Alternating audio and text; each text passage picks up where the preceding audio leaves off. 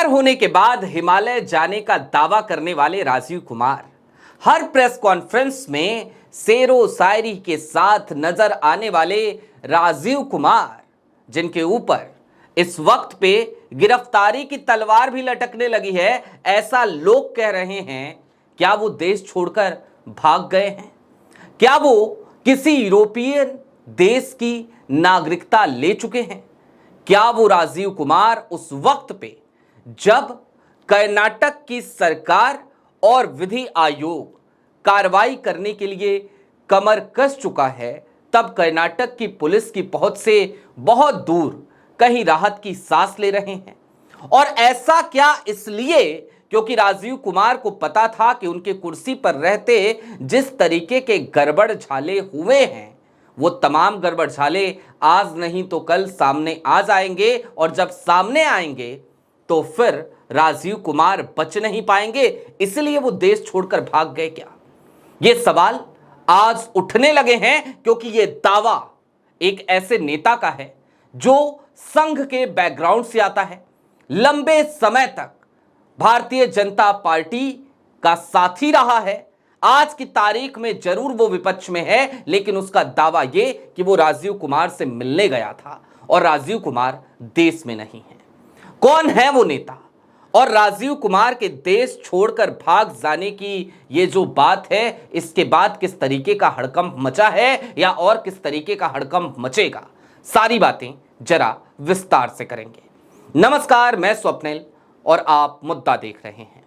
दोस्तों, आगे बढ़ें उससे पहले एक छोटी सी अपील। मुद्दा इन दिनों एक आर्थिक संकट से गुजर रहा है। हमारे सामने डे टू डे ऑपरेशंस के लिए भी कई तरीके की समस्याएं खड़ी हो चली हैं।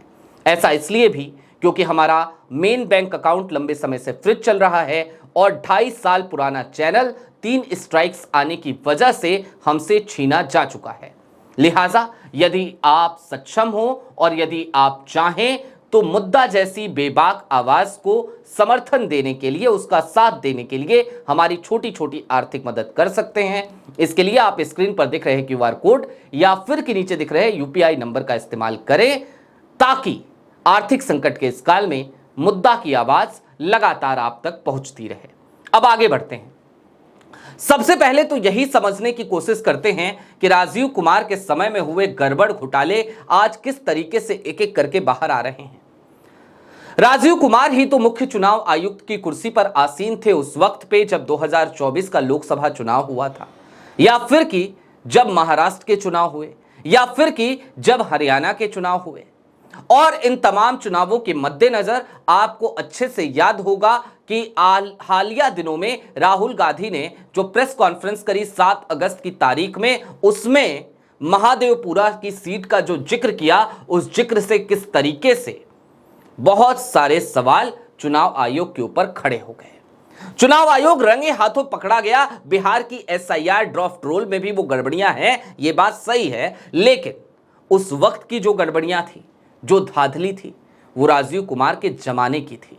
राजीव कुमार कुर्सी पर बैठे थे, और क्या ऐसे में राजीव कुमार को एक डर सताने लगा था कि आज नहीं तो कल जांच होगी, और राहुल गांधी बार बार ये बात कह भी रहे थे कि सब जेल जाओगे। तो क्या राजीव कुमार ये समझ गए थे कि प्रारब्ध जेल होगा, इसलिए वो भाग खड़े हुए? ये बात कही किसने? आपको अब हम एक छोटा सा वीडियो दिखाते हैं। एक नेता हैं, आरएसएस से जुड़े रहे, भाजपा से जुड़े रहे, कांग्रेस से उनकी विचारधारा बहुत ज्यादा मेल नहीं खाती है, लेकिन वो क्या कह रहे हैं। वो आज की तारीख में शिवसेना उद्धव गुट के नेता हैं, लेकिन वो क्या कह रहे हैं सुनिए, जरा गौर से सुनिए।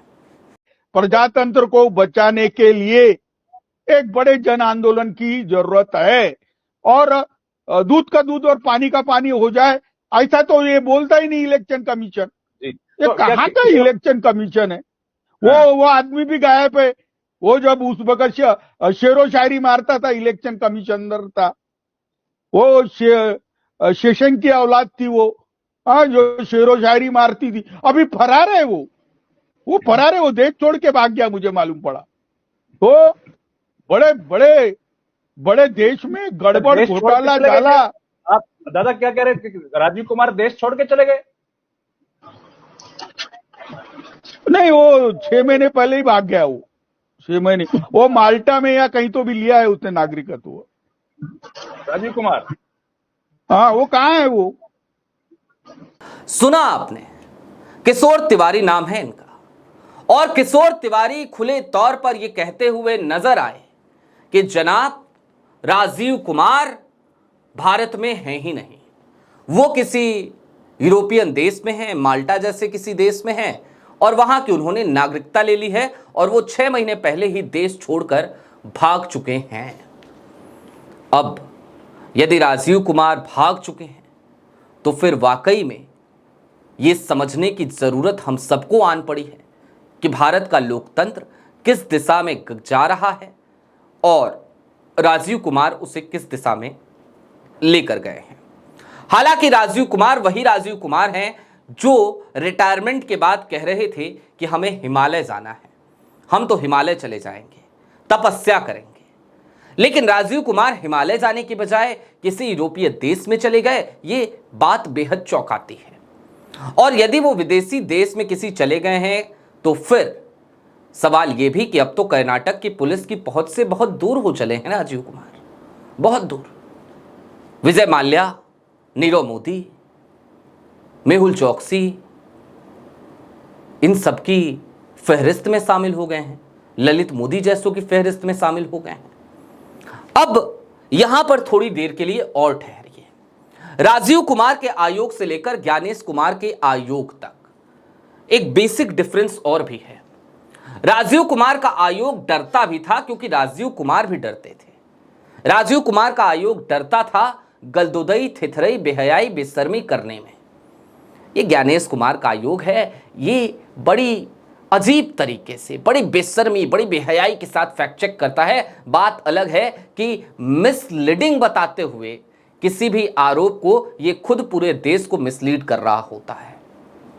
सुप्रीम कोर्ट में बिहार एसआईआर को लेकर सुनवाई चल रही है, लेकिन उसी सुनवाई के दरमियान आज की तारीख का सबसे बड़ा खुलासा अगर कुछ है तो वो किशोर तिवारी का ये खुलासा ही है कि राजीव कुमार अब देश में नहीं है, देश छोड़कर भाग गए हैं। लेकिन जरा सोचिए कि यदि राजीव कुमार भाग गए हैं तो ज्ञानेश कुमार का क्या, चुनाव आयोग के उन तमाम अधिकारियों का क्या?